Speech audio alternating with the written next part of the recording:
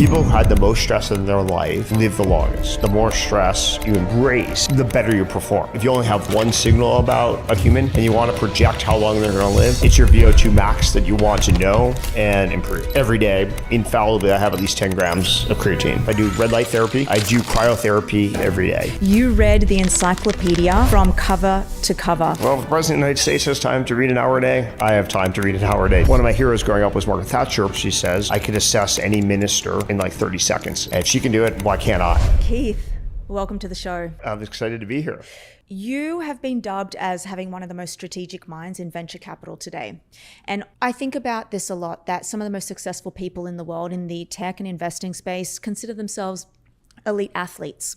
So let's flip the script right now and talk a bit more about longevity. I want to know about how Keith treats himself as an athlete. So you've been following me, which I'm so happy about, on X for quite a while. I think you actually found me back in like 2021 when I was like prolifically tweeting about sleep. And maybe I probably favorited a bunch of your tweets. Yeah, maybe like, who is this girl? And when I found out you followed me, I was Who's like, this random guy favoriting all my tweets? And I loved that, which showed me that you were one of the few people who were treating their brain like an athlete. So you were sleeping well. Now, Elon doesn't sleep.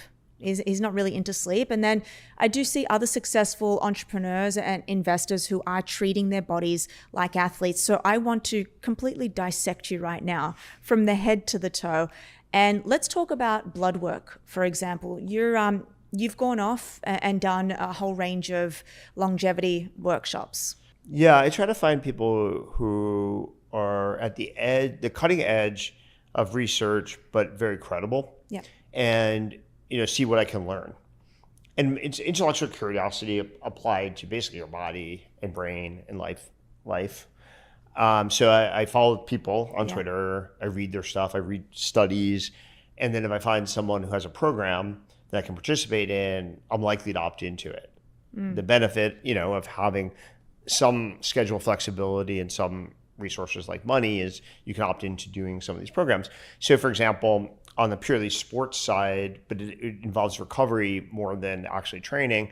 In 2010, I started doing this training program with a firm called Exos, where basically anybody who wants to play in the NFL trains there. Lots of World Cups winning soccer teams, including the Germans, train there.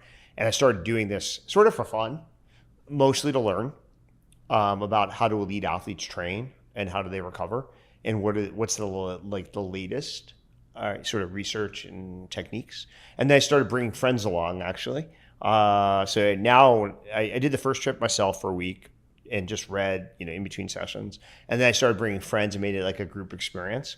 So I've been going back, for like 15 plus years. So I learned, some techniques about training, like literally training. Also, I had some fun. Like I remember there's a funny anecdote when I was trying to do these drills and Colin Kaepernick was laughing at me because I wasn't doing them. I was not performing them that well. Well, 2010, I'm guessing you weren't doing. Were you doing VO2 max testing back then? They did old school VO2 maxing. Yeah. They didn't know, it was more for athletic purposes than now. One of the things I've learned in the last 2 years and really started to appreciate is how if you probably only have one signal about a human and you want to project how long they're going to live, it's your VO2 max that you want to know and improve. And so, but back then when we started doing the VO2 max, it was more for improving performance, let's say on a soccer field or basketball court, than it was for life. Now it's more about health. So I'm obsessed. I have all my friends, I ask all my friends, what's your VO2 max? I ask founders, what's their VO2 max? And if I don't think the answer is age appropriate, I'll be like, you need to change this. I've been having this dialogue with one of my partners at KV. You've got your graph memorized. Yeah, I've got the graph, but it is amazing. And I highly recommend anybody at least get it tested once a year. I think once you get it tested and have a real baseline, you can use things like your Apple Watch or whatever. They're not super accurate, but they'll give you a relative feel if you're improving or regressing. But you need to get the canonical test done, which is unfortunately mostly like a treadmill with an unpleasant mask. But it's incredibly accurate at predicting how long you're going to live. For high performance people that have goals in life that they want to achieve in a competitive field, you're talking about performance. So it's like performance optimization versus illness, and they're almost like a Jewish spectrum distribution. Performance optimization is like one tail. And then when you're sick, and unfortunately, if you're very ill, you're on the other tail. And so the medical profession is great at dealing with this tail. And almost nobody in the medical profession is really expert at how do you optimize your performance. Eventually, I think those will get synced together. But that's why I wind up going to almost two different like professions actually. And then unfortunately they'll share some blood tests, but they usually want their own panels too. But the thing is, anyone can take your blood, right? Anyone can. A phlebotomist takes your blood, right? It takes a very specialized person to be able to interpret it. And when you're looking at this, a very good person is going to look at your blood work and base it on two things: trends and ratios. Yes. Based on your age, sex, and goals. You and I right now are optimizing for something completely different. No, that is very true. So the trends, fortunately, I started working with like a concierge doctor in 2003. Yeah. So I have 20 plus years now of trends, which is very helpful, especially when something goes wrong, by the way. It's easy to isolate like what is unique to me as a person versus like, no, there's some very aberrant behavior circumstances here. On the performance side, I think you really do, because the reference ranges are all wrong. So this is where you need to go to a performance like specialist. Is anything that looks like a normal result is almost surely not the right answer if you're trying to optimize certain things. So every reference range will come back like fine. And a really good performance, someone like Dr. Galvin will be like, I don't care what the performance range is. You need to be like 20x better over here. Like VO2 max, we can even talk about it this way. You do not want to be in the middle of the bell curve for VO2 max. What's your VO2 max? It's probably 60, which for my age is actually pretty good. That is phenomenal. That's more than the elite group. I don't know your age. It's probably even a little higher, because actually, like many people, I hate the test. Yeah. And so I kind of give up a little early, knowing I have a little bit more bandwidth, but I know I'm already like past whatever threshold they want me at. Did you wear the I was harness? like a kid like that in school. Like when I was young, I have this problem. If you give me a goal, once I hit the goal, I get a little lazy. So like when I get an A on a test, I would just turn it in and like just want to be done with it versus trying to get a better grade. Yeah. It's no, though, I don't wish that test upon anyone. However, if you do it once a year, it's phenomenal. If you do it once a year, it's great. And the reality is you can probably get a pretty good proxy in about 6 minutes. But also it takes about 8 months of pure real training to change that. To change it. Yeah. So here's the debate is what are the best ways to train it? Because depending upon, this is where it gets interesting, is depending on what your baseline is. So if you're out of shape, you can make massive gains really fast. Go to a Barry's boot camp class, do sprints outside your house or something, and you'll see gains. Now, the issue for a lot of my friends is their results are mediocre, but they're actually training a fair amount. That takes like a very thoughtful, calibrated approach. If you're ready, like a proficient runner, if you're ready to play sports and your VO2 max is low, that actually is a signal that you might actually have like real health issues too. Yeah. So actually I've had this happen twice in close friends of mine where either their VO2 max was off or their resting heart rate was off, but they were young and in pretty good shape. And when they showed me their data, I was like, you need to talk to a real doctor like right now. Yeah. And it turns out probably both of them actually had substantive issues that would not have been caught by any standard medical test for a 30-year-old. You're not wearing an Oura ring? I don't wear Oura. I wear this infallibly. Yeah. Like I have this other quirk that if I don't wear my watch and I do a workout, I have this mental block that the workout doesn't count. Yeah. So I'm the same. I wear a Garmin and a heart rate monitor. Of that, and if I don't wear that, it doesn't work. I go absolutely crazy. Psychological. Like once a year, something happens and like my battery dies and I have to do a workout before I can find a way to recharge it. And it drives me insane for like 24 hours. Only because I don't know what my heart rate is. And I've just been doing this for the past 10, 20 years. I just like to track year-to-year progress and stuff like that. And so if I'm not wearing it, it messes up my ability to see whether I'm improving, whether I'm dialing in different zone things or I want a different type of workout. Like I have changed, some of my goals and edited that. But yeah, this is with me once I wake up. I don't wear it at night. Actually, I use the H-Sleep to track. Yeah. But once I wake up until when I go to bed, this is definitely on me. And anytime I go to the gym, do anything athletic, even if I'm like dancing, I probably have it on. And it picks up as a workout. Yes, it does.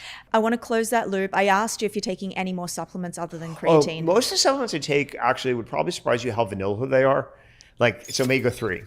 It's like standard like multivitamin. I do take NAD plus supplementation, which we could talk about.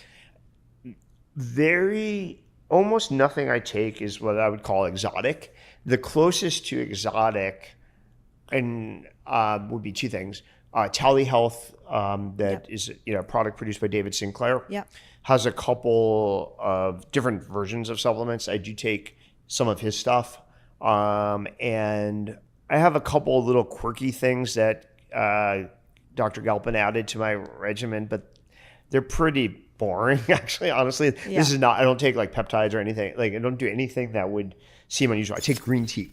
Which is, there's a lot of good evidence actually. Benefits of green tea, omega-3, like this stuff is very Omega-3 solid. is part of my top tier, and whey protein. I take vitamin D. When I was living mostly in Miami, it was easier to get vitamin D naturally. New York, it's a little harder, more difficult, but I take vitamin D supplementation. I've got pretty convinced that turmeric is magic, cinnamon and turmeric. But again, they're pretty vanilla. Turmeric, I actually did injure my back once a few years ago. And I had the benefit of seeing two very, very good specialists, one in SF and one in New York. And the New York one convinced me that rather than do all these crazy things, I should just take turmeric. And so I've been addicted to turmeric since. Yeah, I think for that, the mechanism of action is in curcumin and the substance in that. So what that does is it's able to block this inflammatory biomarker called NF-kappa B.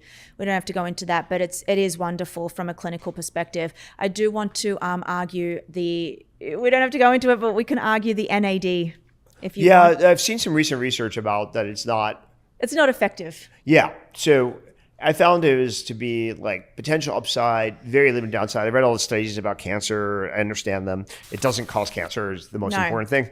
That's like fake news. But if you had cancer, you would not want to take it. But that's a different set of circumstances. You do a lot of things differently. I do non-supplement based stuff. I do red light therapy. Very addicted to that. I try to do it every day. I do cryotherapy. I try to do that every day. You've got red light panels at home? I have red light panels at home. Yeah, me too. Which makes it easier. Like a lot of things in life, if you want to do it regularly, you want to make it so convenient that there's no excuses. So I have red light at home. I don't have cryo at home. Fortunately, there's cryo within walking distance, at least in New York. Yeah. And so I try to do that almost every day too. You are very interesting. You're treating yourself like an athlete, and yet you are one of the best investors of our time. So on that, predicting how long you're going to live is one thing, yes. And it's one of the strongest predictors of both health span and lifespan. So for example, one of the arguments Dr. Galpin made to me, those of you should follow him on Twitter, was a certain percent improvement of your VO2 max is more important or will have less effect or whatever than quitting smoking. It's like that's the order of magnitude impact of shifting from 20 or 50th percentile to top 10 or 25th percent. And so that's pretty eye-opening when you realize how much time public education money has gone into anti-smoking crusades and campaigns, which has been effective, I think. But fundamentally, when someone's if you just improve your VO2 max by 5 points, it's as impactful as not smoking. Your eyes light up, and then they show you the graphs that prove this. It's actually true. Well, how does... By the way, I've never smoked, so... Me either. How does increasing and optimizing your VO2 max make you a better investor? So here's where it gets a little bit complicated. I can take it at a high level and then try to build it up bottom level. One of the things that's challenging about being a VC as you get older is many things about being a VC do not age gracefully. Building companies is kind of a young person's game in many ways. You can debate exactly how young. It's a little bit like professional sports. And staying relevant as decades go by, technologies change, founders grew up in different generations using different technologies, different techniques, different cultural norms even. Staying relevant is really difficult. So I think one way you do that is you just keep your body and brain to be very young, very intellectually curious, very sharp.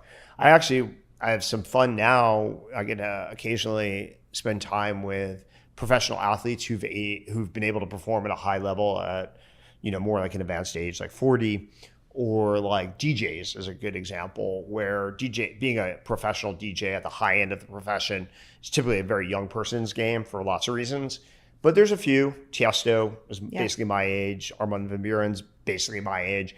And so when I get to meet up with them, I'm more curious not about their music, but about how they stay at the top of their game at roughly my age. Because if they can do it against the up-and-coming 21-year-old DJ, then I should be able to do it, against the up-and-coming VC and stay relevant to the up-and-coming founder. Yeah. Is there something that you've noticed against all of these athletes, entrepreneurs who are nearing the 40 zone in age, and something that they do differently that others don't? The funny thing is 80% of the stuff is basic common sense. Yeah. They optimize their sleep. It's like they take their sleep seriously. They try to avoid alcohol, like some of the people I named, completely off alcohol. But it's like sleep and alcohol are just like inversely correlated in many ways. Quality of sleep, depth of sleep, all that stuff.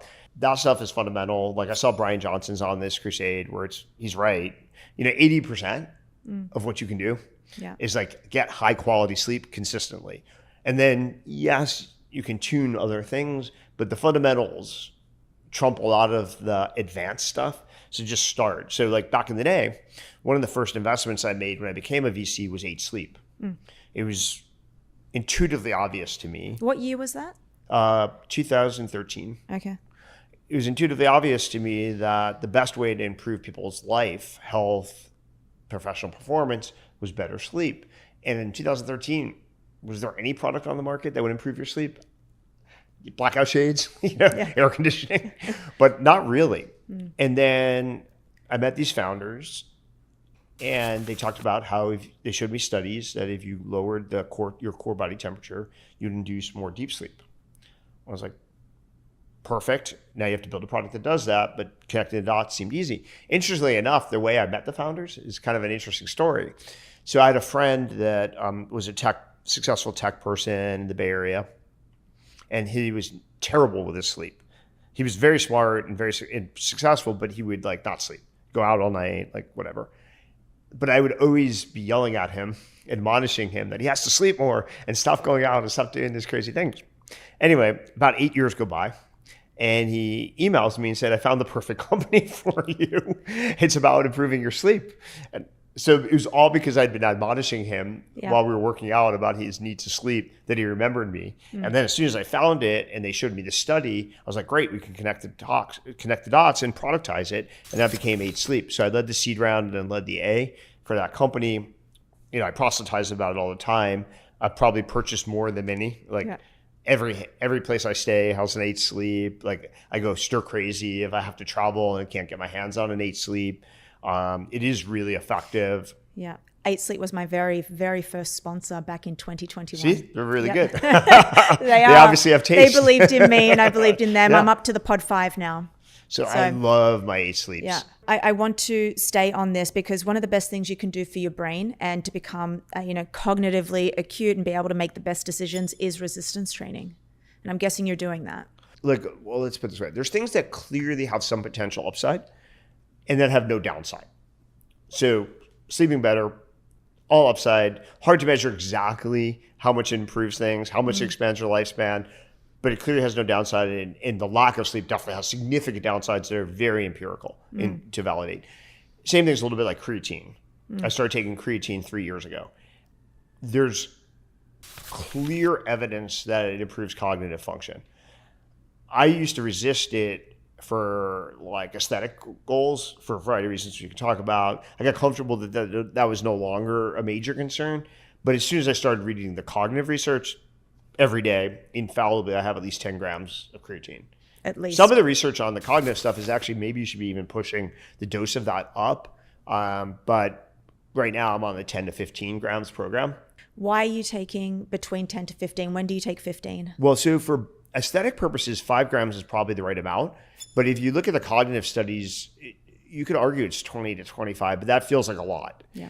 Because there is processing with your liver and stuff. And I don't think you want to push the envelope there. But the cognitive studies are very compelling. Now, there's like 3 to 5 years worth of them. This was 3 or 4 years ago. There's only 1 or 2, I think. So it was like it's pretty novel, but I'm completely convinced that it's a good idea for almost anybody to be on creatine. Yeah. Do you feel the difference? I actually don't, although I do. There are some recent studies about if you have poor sleep, that if you take 15 grams, you can suppress some of the symptoms for at least that day. It's not a good idea to rely upon creatine to avoid sleep.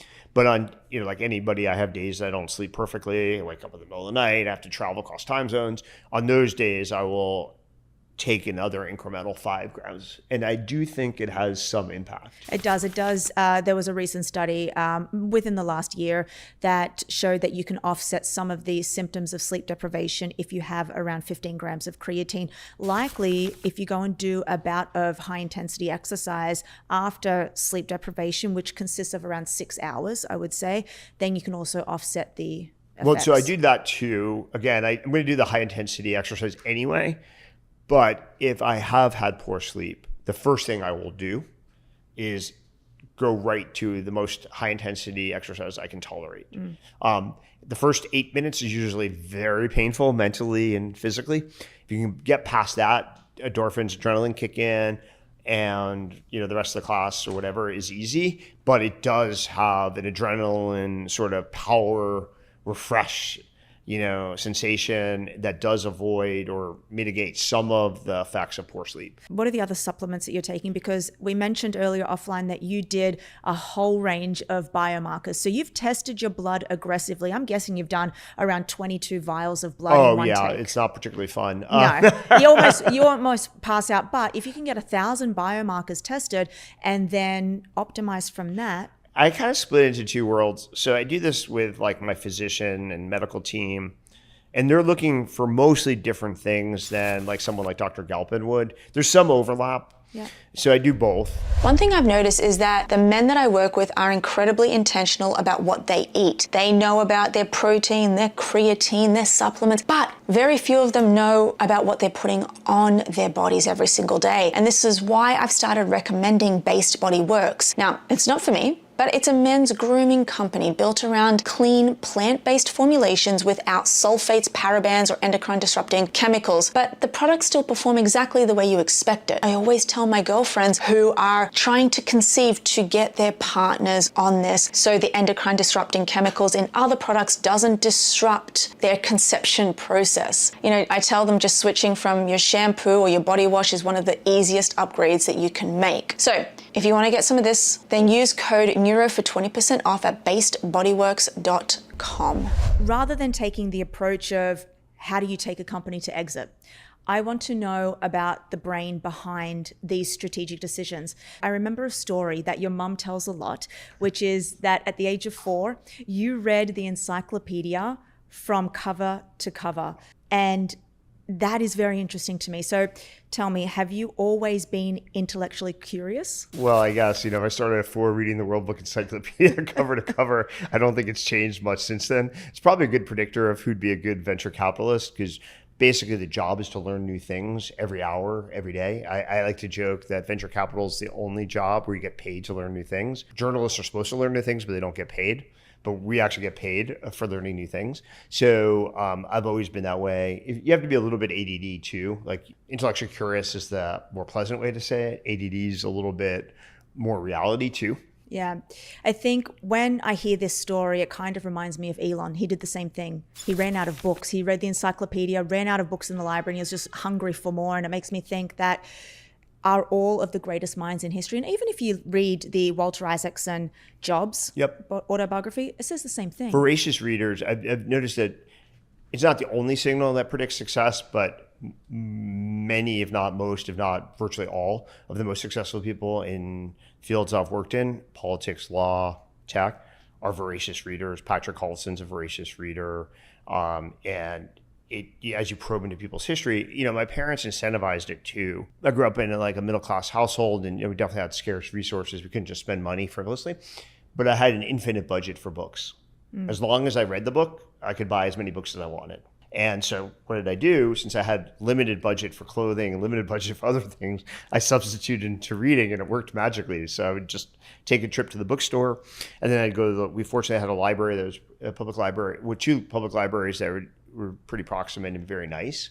And so I would show up at the public library and probably check out 40 books. Yeah. And then actually read them all and then go back a week later and get a new 20. And it became like addictive to you, and that's why you learned. I love to read. I started, maybe interestingly enough, I didn't start with nonfiction. I actually started with fiction for the most part. I used to read these like classic like spy novels, like thrillers, like Jean Le Carré and Frederick Forsyth, and later Tom Clancy and Robert Ludlum. And that made me a proficient reader. I enjoyed reading, so I just read more.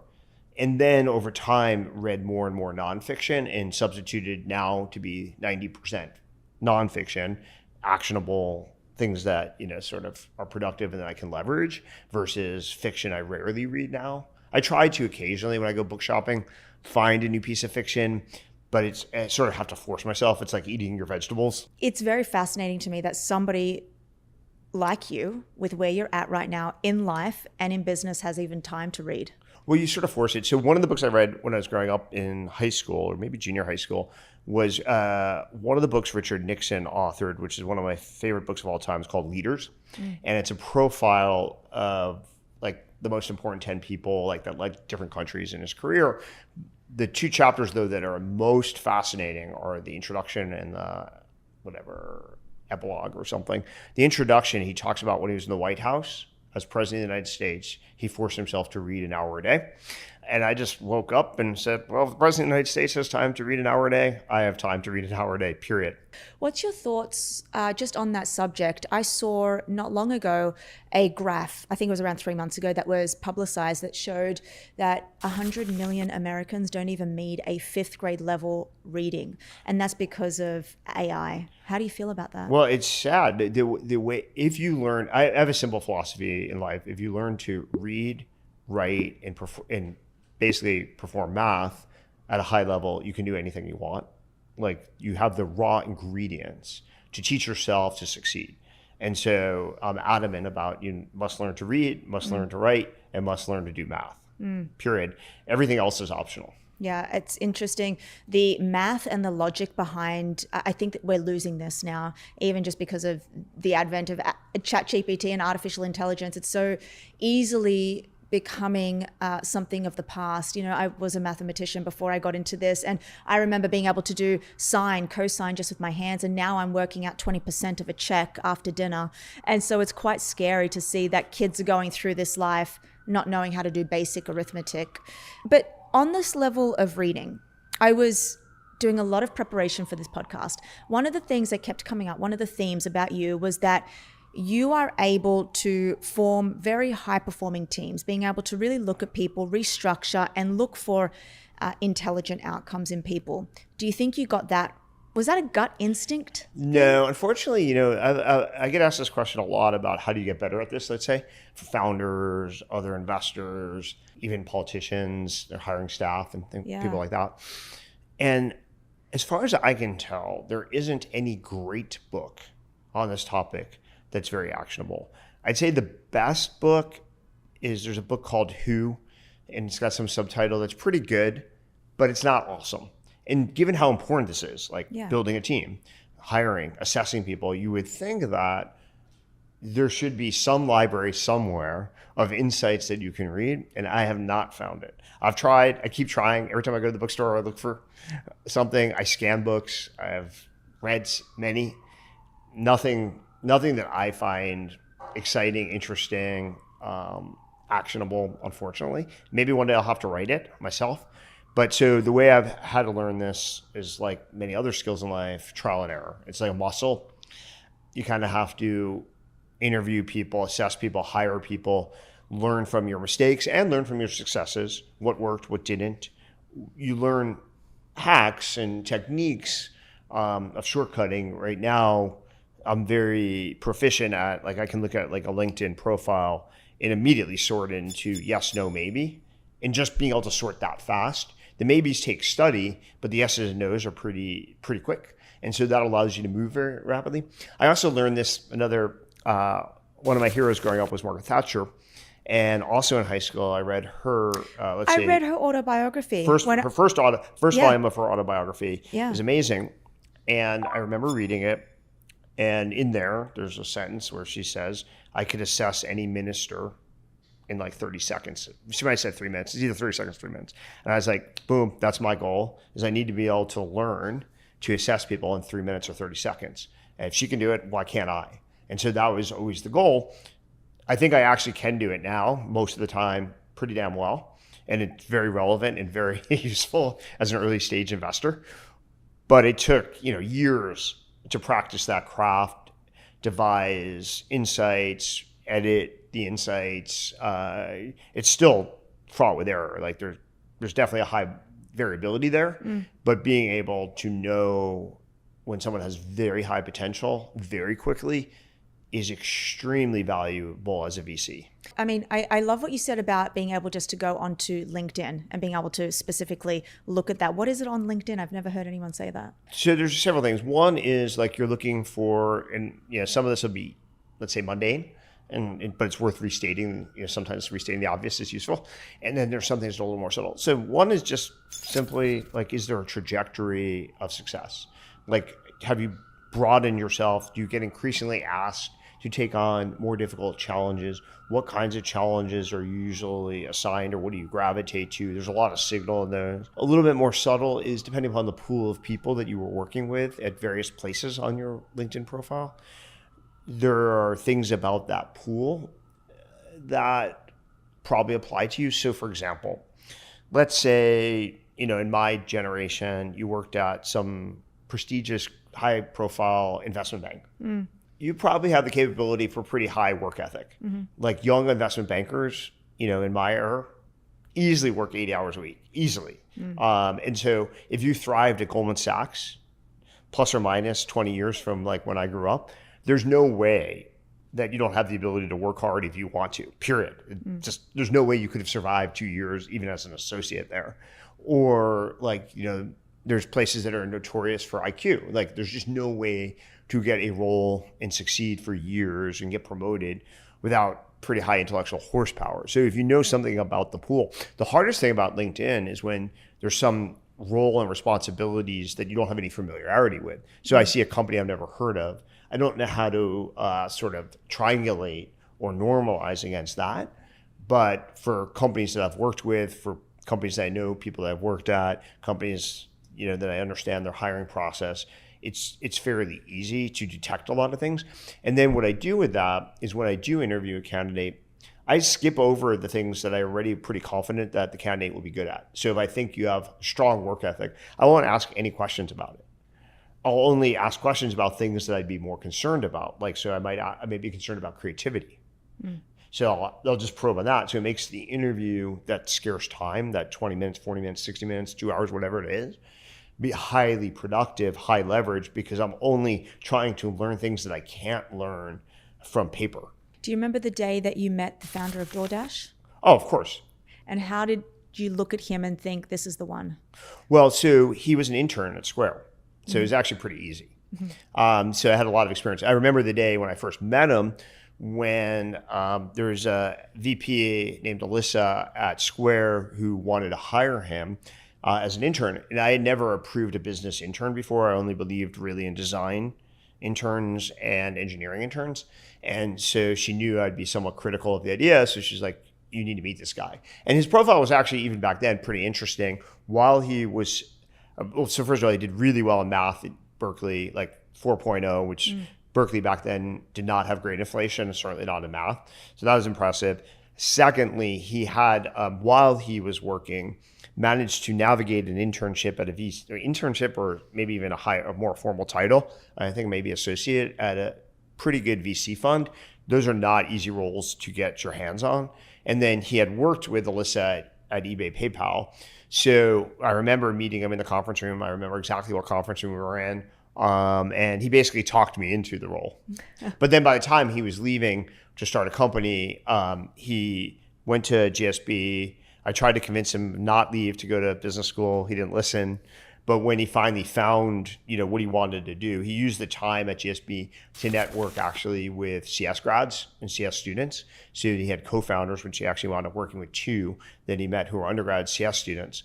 And then by the time they had an idea, a specific idea, he came by my office and I was pretty sure I wanted to invest. But that was easy because of the prior history. Actually, this is a good point. I've found the first thing to learn and get really proficient at is assessing people you know well. Yes. People you've worked with, people you've grown up with, people you went to school with, lots of data points. The most difficult thing about assessing is random stranger X, where you have no context other than maybe a LinkedIn profile, and you meet them for the first time and you have to make a judgment call. Should I hire this person? Should I fund this person? That's an order of magnitude more difficult than assessing people you worked with. I actually sort of point out, to my colleagues all the time that anybody who I worked with, I need to make that call as a VC 90%, 99% correctly. There's no excuse for being wrong about that because I have enough data points that I just need to be able to draw the line of this person's potential and, really shoot myself if I'm wrong. Random strangers, if you're really good at early stage investing, if you get those calls right 30, 40, 50% of the time, that's like Hall of Fame level because you just have so few data points. Since you were math, geometric point, you can draw one data point, you can draw an infinite number of lines through. You have 2 data points, there's only one line you can draw. Yeah, it's interesting because you said that in the earliest days of PayPal, there was about 300 to 400 of the best tech employees in the world, and there was only about 17 barrels. Yeah. What's a barrel? So a barrel is a person who can basically take an idea at a pretty conceptual level and just make it happen. Yeah. It sounds simple, but very few people can actually do that. Zero to exit? Yeah, there's an old school expression that maybe is more compelling and more intuitive called fire and forget. Yeah. You just aim someone at some direction and then you just don't have to think about it. They're going to make it happen.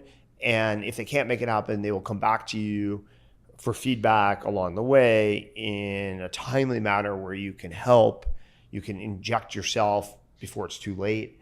As time gets closer to deadlines, the options and the ability to intervene successfully really radically reduce. I used to draw this graph of as T gets close to 0, your options compress fairly substantially. So those people are very scarce, very rare, and indispensable to building a company. Has there ever been in your perspective, a time where you thought you had failed? You made the wrong decision? No, I mean, if you're ambitious, you're always trying to be better. So it's not even a failure thing. It's just you want to be better. Investing is actually a rough business. You're only really as good as your last investment. Building a company is interesting. You create momentum, and for a while you have these accumulating advantages. So once you get the right company rolling with the right product, market, team, you have a lot of momentum for a long time. Investing, you have to go back to the drawing board at least every year. It's kind of like a sports team. You win the Super Bowl this year, that's great. You wake up next year, your record's 0-0 again. And so if you're ambitious and you want to be successful in investing, you're always on edge. And because of these dynamics, which we don't have to talk about in this podcast, but there are a lot of dynamics that make you worse as an investor as you get more experience.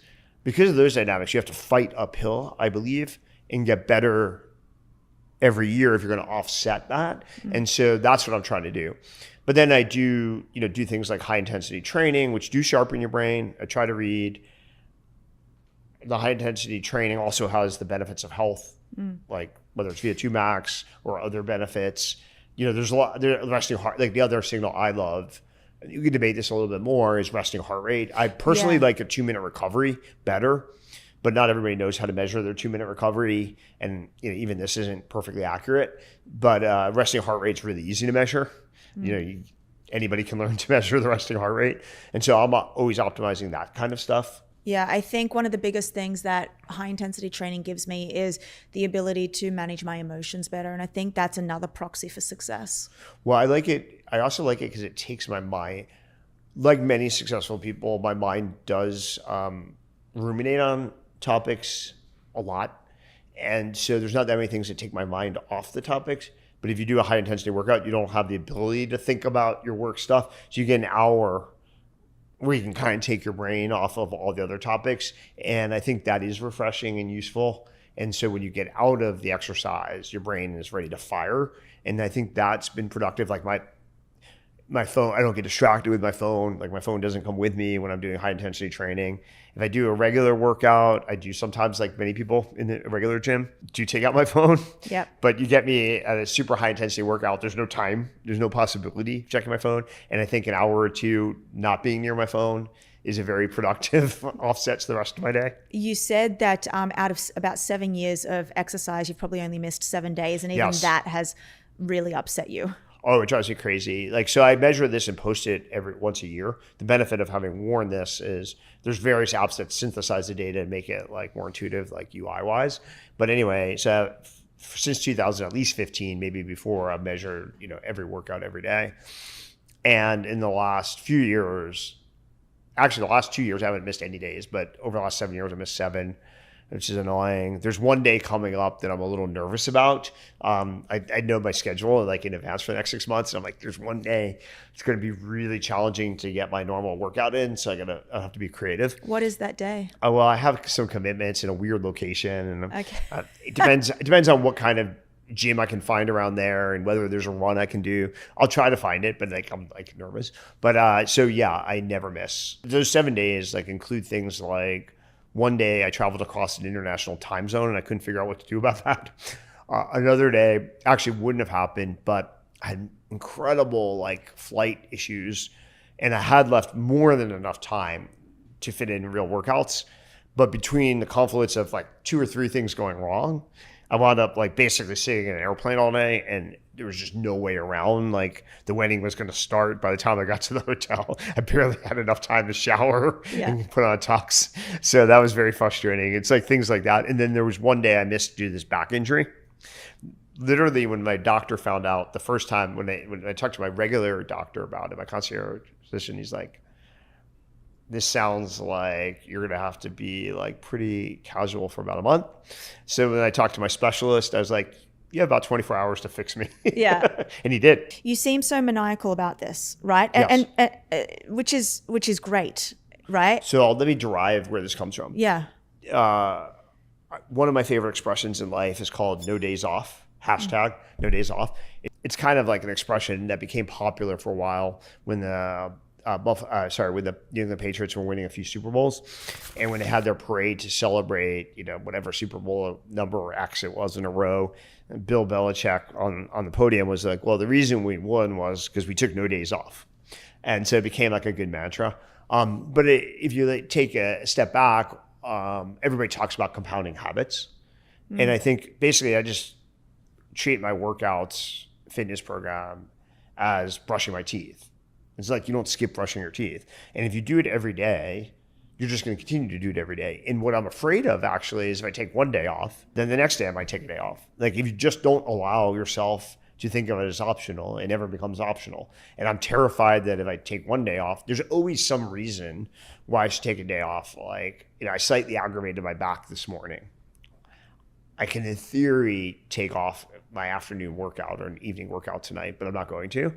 But if you start thinking that way, then, well, in theory, in the morning, maybe it feels a little uncomfortable and maybe I miss that. So it's if you just don't allow that to enter your brain, it just never enters your brain. Is this how you treat investing, with this much precision and obsession? A little bit. I think people who are successful in any field are a bit obsessive. I think obsession is what yields success in a craft. If you want to be a great basketball player, the best way to become a great basketball player is take 500 shots a day when you're growing up, every day. Is there anything that you're afraid of? Yeah, I'm claustrophobic, so I hate MRIs. I was going to ask you if you've done a full body MRI. I do, but I have to.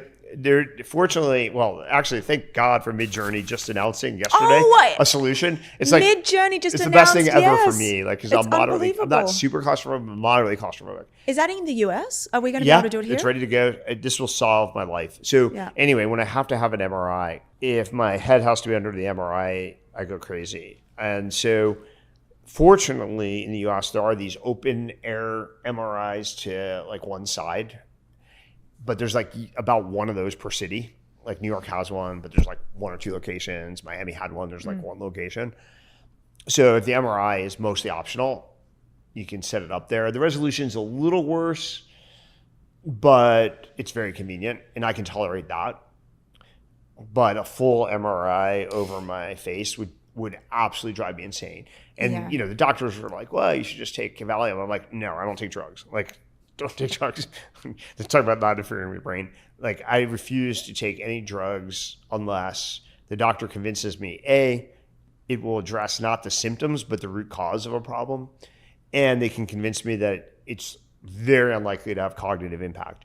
And actually, they don't usually know. You have to probe a fair amount. There's a lot of drugs that people prescribe frequently that actually do pass through the blood-brain barrier, which therefore means it's not particularly safe. The other thing about the mid-journey MRI is it has no radiation.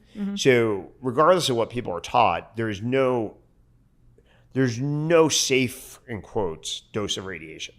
You may have, just like we make trade-offs in many things in life, we do things that are not perfectly safe all the time, drive a car, et cetera. You should not really want any doses of radiation in your life. And so the ability to do like this new product as an alternative to MRI with no radiation is incredible. Isn't that interesting that an art AI company has formulated this? I'm just ecstatic though. This is the happiest I've been in such a long time. Both it's great for society. Yeah. And resolution's better. Cost should be better, all the benefits. No radiation is definitely better, but it solves my personal problem before, God forbid, I have to have another MRI. Healthcare has become incredibly specialized. One doctor looks at your hormones, another looks at your cholesterol, someone else reviews your imaging. But very few people actually connect all the pieces together. And I think that's the biggest problem in healthcare right now. You just don't know where to go. This is what I like about Kinsin. It brings your health information into one place and connects you with licensed healthcare providers who can help you understand what your data actually means. So you guys know that I spend a lot of time talking about personalized medicine. That's because I don't believe there's a single longevity protocol that works for everyone. There's no one size fits all. Your biology is different to mine. That's why your strategy should be too. What they do is they help you move from collecting health information to actually using it. Go and check it out at kinsin.com/neuro, take the quiz, and then if you use code NEURO at checkout, you'll get 20% off your subscription order. By the way, guys, they provide clinician guided wellness programs and metabolic health programs. I want to, before I go into stress, I actually want to talk to you about the world of biotech. So I just spent some time in SF meeting some amazing founders in biotech from, there's brain-computer interfaces, there's neural chips for solving blindness, glaucoma. There's just so many things happening right now, especially in the therapeutic space for Alzheimer's disease. Most of them are therapeutic and, addressing maladies. Yes. There are some that are supposed to be performance enhancement. That's where I would personally draw a line. I probably would not be willing to use anything that would affect my brain for the potential upside. It's pretty Darwinistically evolved to perform pretty well. So anything that had potential downside, I'd be very therapeutics though. But what about neurotech? I personally wouldn't. Why? Because I'm afraid of, I think each person's brain that performs really well has its own quirks. So like, for example, one of my quirks is almost every conversation I've had in my life with anybody I can recall. Yes. It terrifies people sometimes. No, I heard that about you. Yes. So it's very useful sometimes, but that's not normal. And I'm afraid like if you do anything to my brain, I might lose that. Or I heard a story. I was watching a podcast with a very successful founder yesterday, and he was talking about how basically he has 1,200 books in their office, and he basically can tell you what page any passage is on.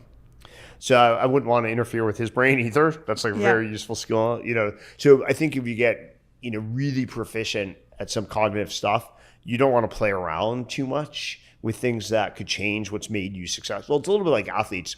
A lot of professional athletes become very successful with a fairly unorthodox, let's say, shot or swing in baseball, shot in basketball, swing.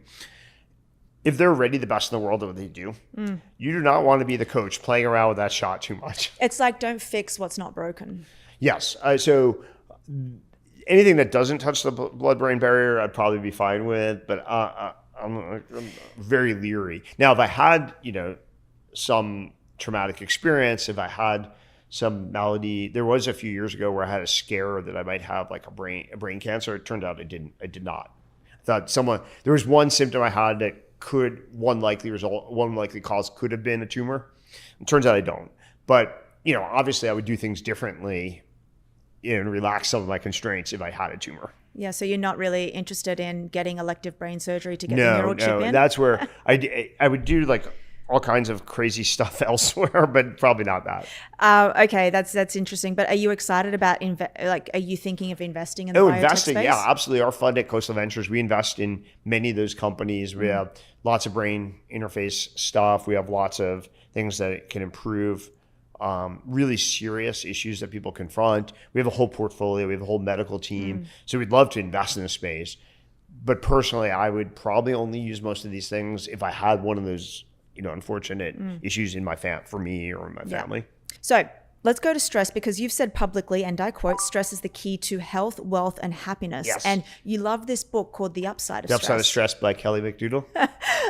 Most people don't really understand stress. The way that I like to conceptualize it is, in order to grow your muscles, you need to place stress upon this system in order for it to grow. However, chronic stress can give you the opposite effect. Well, let's define. So I think of stress, people use the term a little bit loosely. You want to challenge yourself constantly. And the challenge is what leads you to be better. But her research in the book is incredibly compelling. So she starts in the beginning of the book, and there's a TED Talk for those of you who want to watch. The book's better than a TED Talk because she wrote the book after the TED Talk, so it's got more depth to it. But she started the research, and the thing that comes through in the TED Talk and the first chapter of the book is people who had the most stress in their life lived the longest. And that's what shocked her. That's what led her to dig into this. She used to believe all the canonical things are taught about stress is bad, blah, blah, blah. And then she saw the studies and just said, okay, something interesting and anomalous is going on. I need to dig into it. And then every chapter is a proof that the more stress you embrace, and that's the key, you have to embrace it, the better you perform. And you can show it at the micro level, like the cellular level. You can show it at the output level, like your performance on tests or interviews.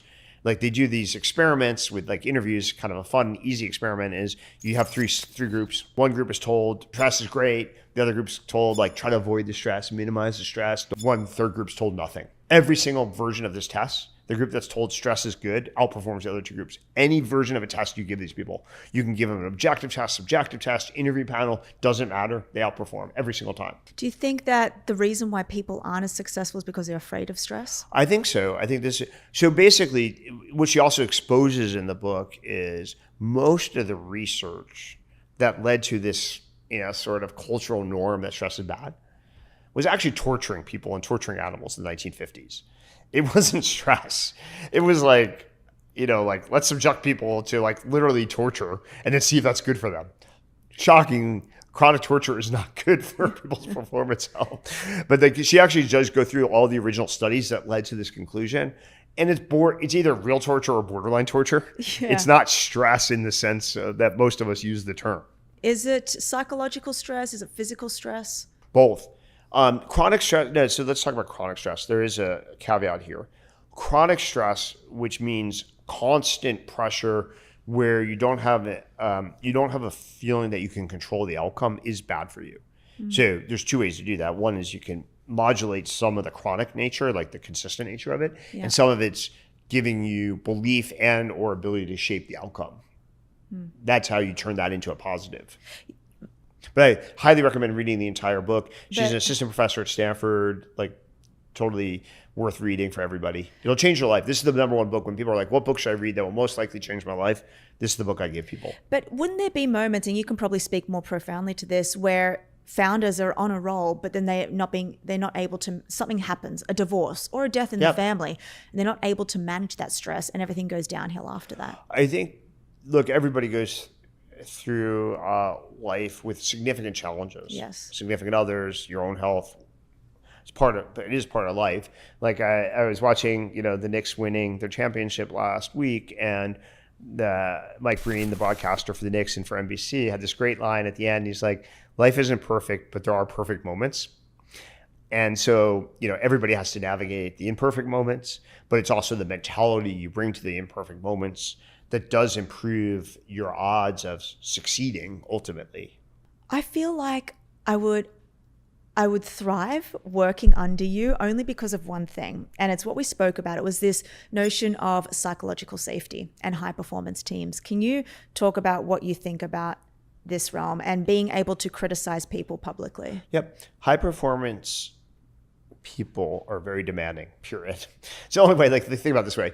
Take a competitive world, again, pick your profession, tech, investing, Wall Street finance, DJing, music, sports, whatever sport you like. It's hyper competitive. And if you want to be the best and outperform everybody else who aspires to do the same, you typically are obsessive. And obsession comes with very high standards and very high demands on yourself. If it's an individual sport, it's on yourself. Typically, it's not just yourself. It's everybody around you. One of my sort of favorite books to recommend people who want to really see it on steroids is, and in sports, you can read this book, Jordan Rules. It's about Michael Jordan, the Chicago Bulls. It illustrates it. It's an old book. Very well about how the best are demanding of everybody around them and either don't suffer fools or mediocrity very well. If you want to read it about it, there's a kind of amusing movie, more Devil Wears Prada. It's a little bit more amusing version of the story. You want to read the more sad version, but relevant version of Whiplash. Convey some of the obsession that yields success too. But that's what being very successful entails. Now, that goal is not for everybody, and everybody doesn't have to have that goal. It's perfectly fine to wake up and say, I don't want to be, an Olympic medal winning gymnast. But some people do want to be an Olympic medal winning swimmer. And if you want to be that, there are consequences and changes you have to make in your life to make that dream reality. Have you read Walt Disney's biography? I have not. He borderlines on this obsession, and when he was talking about the way that he got Snow White to where it was and got this standing ovation, it's just, he was so maniacal and obsessed with every single output of Snow White, and you realize why he became who he became. That doesn't surprise me, but now I'll probably have to add it to the reading list. I mean, it's a thick book. That's okay. Right? But on that, your ability to take criticism from you, because you do it in public, is that a choice? Yeah, so this is an interesting lesson. Actually, I only learned this a few years ago from one of the better founders I work with. Convinced me that this is the better way. So everybody's, again, it's one of these canards everybody's taught, criticize in private. And he's like, that makes no sense. All criticism should be in public. And I was curious to explain. And basically what happens is the rest of the team around you usually knows something is wrong. And when you criticize in private, they don't typically know that you're addressing it and fixing it. If you do it in public, it becomes a joint problem. We're all going to solve this together. And they know it's being addressed versus ignored. So it's basically, it comes down to a framework is, are you optimizing for the individual? It might be more comfortable to be criticized in private versus optimizing for an organization. If you're in the company building or team building world, the criticism in public helps the overall organization succeed and thrive, which is your goal typically as the CEO or general manager or coach. I think it does demand a certain type of individual and personality to be able to withhold that. Yeah, I think you can get acclimated to it if you haven't grown up in that environment. Yeah. I think some people grow up in an environment, they may have parents that are very critical, maybe natural, right? Like I remember when I was young, coming home with an A- somewhere between 4th and 6th grade.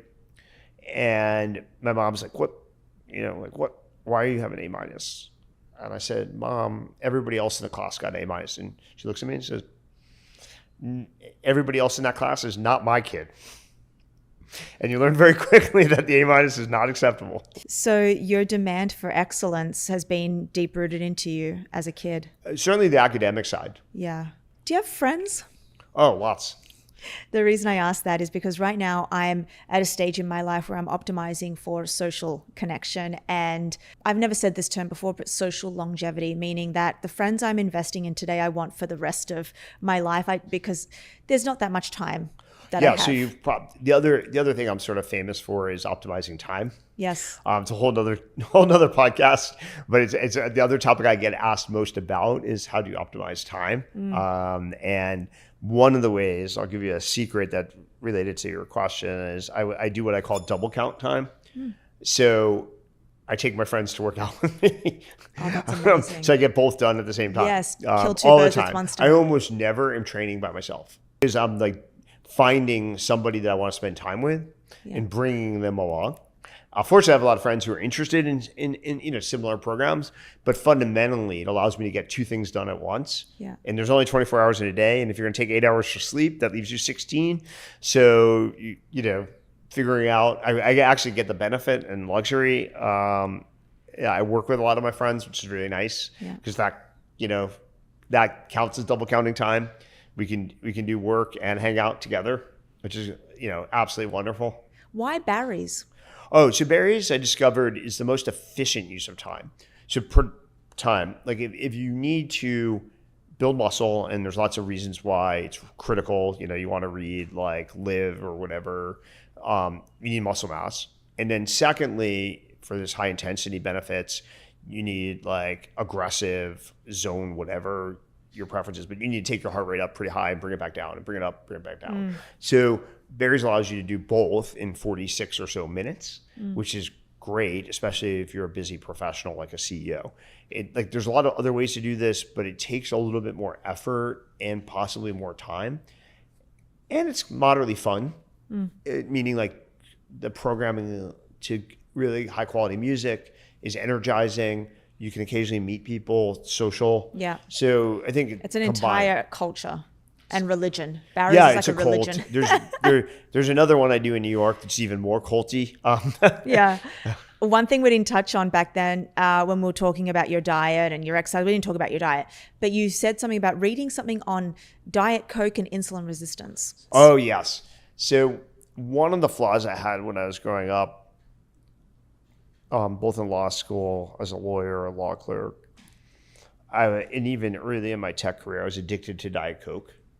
And people would always say it's bad for you, and you'd hear these things like it causes cancer. And then I'd read whatever research was available at the time, and I doubt it really is carcinogenic.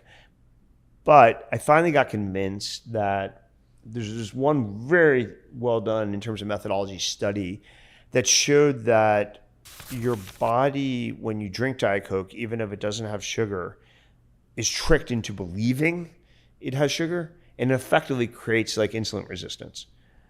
And I said, oh my God, I'm doing all this training, I'm eating well, and my body's being tricked by the Diet Coke as if I'm having sugar. That makes no sense. I've got to stop. And I quit cold turkey.